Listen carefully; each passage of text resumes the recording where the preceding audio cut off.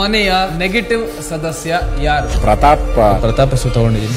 ಬೇಕಾಗಿರೋದಿದ್ದಾಗ ಮಾತ್ರ ಎದುರುಗಡೆ ಇರೋ ವ್ಯಕ್ತಿನ ಅವನು ಪರಿಗಣಿಸ್ತಾನೆ. ಸುಮ್ಮನೆ ಇಲ್ದಿರೋದೆಲ್ಲ ಹೇಳ್ಬಾರ್ದು.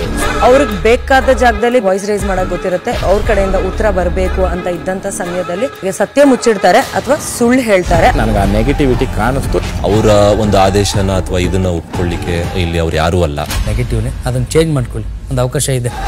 ಬಿಗ್ ಬಾಸ್ ಇಂದು ರಾತ್ರಿ 9:30ಕ್ಕೆ. ಈ ಮನೆಯ ನೆಗೆಟಿವ್ ಸದಸ್ಯ ಯಾರು? ಪ್ರತಾಪ್ ತಗೊಂಡಿದ್ದೀನಿ. ಬೇಕಾಗಿರೋದಿದ್ದಾಗ ಮಾತ್ರ ಎದುರುಗಡೆ ಇರೋ ವ್ಯಕ್ತಿನ ಅವನು ಪರಿಗಣಿಸ್ತಾನೆ. ಸುಮ್ಮನೆ ಇಲ್ದಿರೋದೆಲ್ಲ ಹೇಳ್ಬಾರ್ದು.